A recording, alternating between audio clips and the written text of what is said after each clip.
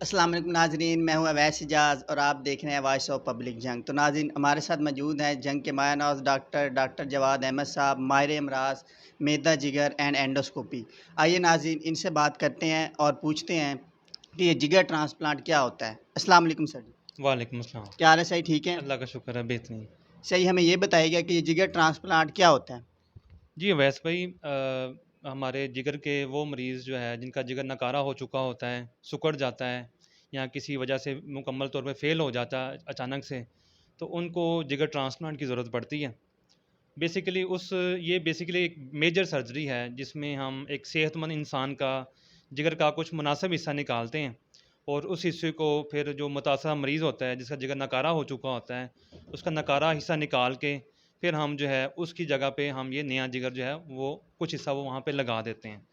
वो जो जिगर है फिर उस मरीज़ में फिर पूरा कंट्रोल सँभाल लेता है। उससे मरीज़ के जो पेट में पानी पड़ जाता है, उल्टी में खून बार-बार आता है, बेहोशी नुदगी होती है, पेशेंट कोमा में चला जाता है, साँस की तकलीफ़ रहती है, कमज़ोरी बहुत हो जाती है, तो वो मसले हल हो जाते हैं। तो जिगर ट्रांसप्लांट से बेसिकली जिस्म के अंदर एक नई रूह फूँकी जाती है। वो मरीज़ जिनका जिगर जिगर नकारा हो चुका होता है, वो बिल्कुल तंदुरुस्त हो जाते हैं। तो जैसे हमें ये भी बताइएगा जिगर ट्रांसप्लांट किन मरीज़ों का किया जाता है? जी, वैसे भी जैसे कि अभी मैंने बात की है कि हमारे वो मरीज़ जिनको काला कान का मसला हो और वो अगर मुनासिब वक़्त पे इलाज ना करवा सके हों, उसकी वजह से उनका जिगर सिकुड़ जाता है। और या वो मरीज़ जिनकी जिगर की चर्बी बहुत ज़्यादा हो गई हो और उससे जिगर जो है काफ़ी नुकसान हो जाता है और सिकुड़ जाता है। या वो मरीज़ जिनका हेपेटाइटिस ए और ई की वजह से, पीलिया की वजह से जिगर फ़ेल हो जाता है, या कुछ लोग कोई देसी अद्वियात इस्तेमाल कर लेते हैं, उससे जिगर फ़ेल हो जाता है। तो इन मरीज़ों को ना फ़ौरन से ट्रांसप्लांट की ज़रूरत होती है। और वो मरीज़ जिनको जिगर कमज़ोरी की वजह से पेट में पानी पड़ जाता है और खून की उल्टी बार-बार आती है, बेहोशी नुदगी बार-बार हो जाती है, तो उनको जिगर ट्रांसप्लांट के लिए कंसीडर किया जाता है।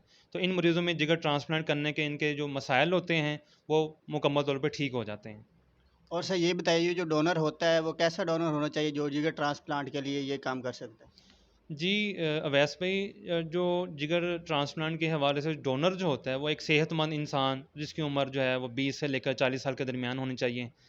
तो उसके बाकी हम उसके कुछ बुनियादी टेस्ट हम करते हैं। और दूसरा ये कि खूनी रिश्तेदार हो, ब्लड रिलेटिव होना चाहिए। और क्योंकि पाकिस्तान में ये कानून है कि जो ब्लड रिलेटिव ही अपना जो है वो जो ऑर्गन है वो डोनेट कर सकता है। तो बाकी ये है कि डोनर को कोई मसला आम तौर पे नहीं होता। बहुत कम चांसेस ना होने के बराबर चांसेस होते हैं कि उसको कोई मसला हो ट्रांसप्लांट के बाद। तो उसका जो है फिर जिगर जो हम कुछ हिस्सा जो मुनासिब सा जो हम निकालते हैं, वो प्रॉपर सीटी स्कैन करके हर चीज़ करके पूरी हमारी टीम वहाँ बैठी होती है ना, पूरा बोर्ड होता है। तो डोनर के पूरे टेस्ट होते हैं, सीटी स्कैन, हर चीज़ होती है। उसमें मुकम्मल असेसमेंट के बाद उसका मुनासिब हिस्सा हम निकालते हैं और वो हिस्सा जो है वो मुतासरा मरीज़ के जो जिगर नकारा हो चुका होता है उसको उसका नकारा हिस्सा निकाल के, नकारा जिगर निकाल के उसके अंदर फ़ीड कर देते हैं। तो उससे वो उस मरीज़ का मसला हल हो जाता है। और डोनर का जो जिगर होता है, जो हम निकालना होता है कुछ हिस्सा जो है ना, तो वो 3 से 6 माह में वो दोबारा जो है काफ़ी हद तक जो है वो रिकवर हो जाता है।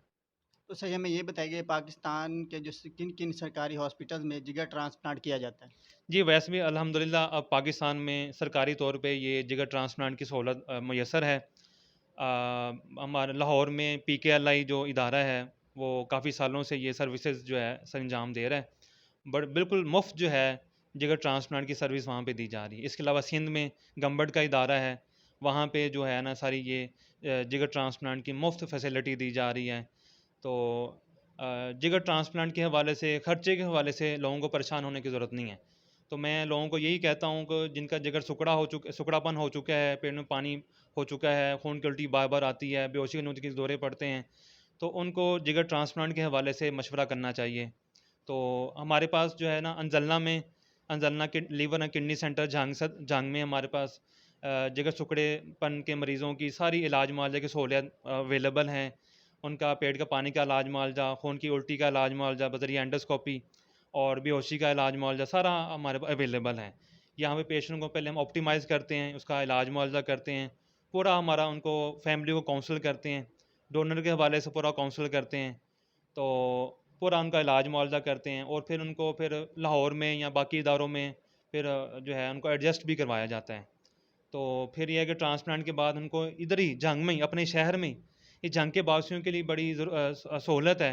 अब जंग में ये सहूलत हम दे रहे हैं यहाँ पे कि जिगर ट्रांसप्लांट के पेशेंट जो है ना, अब यहाँ पे उनका मुआयना वगैरह सारा यहाँ पे हो जाएगा। और जिगर ट्रांसप्लांट बाद के बाद जो दवाइयाँ एडजस्ट करनी होती हैं और कोई इसके अलावा कोई और टेस्ट वगैरह जो यहाँ पे हम सारी हमारे पास सहूलत मौजूद है। तो अब जहाँ के अवाम को जिगर ट्रांसप्लांट के हवाले से उसके जिगर ट्रांसप्लांट के बाद जो इलाज मुआवजा होता है, जो फॉलोअप होता है, तो वो यहाँ पे अवेलेबल है। बाकी जिगर ट्रांसप्लांट जो है उसके लिए हम मरीज़ को लाहौर में और सिंध में हम एडजस्ट करवा रहे हैं। जी नाज़रीन, आपने सुना है कि डॉक्टर साहब ने बहुत ही तफसील से हमें बताया। तो नाज़रीन, अब तक के लिए इतना ही। हाज़िर होंगे एक नई वीडियो के साथ। अल्लाह हाफ़िज़।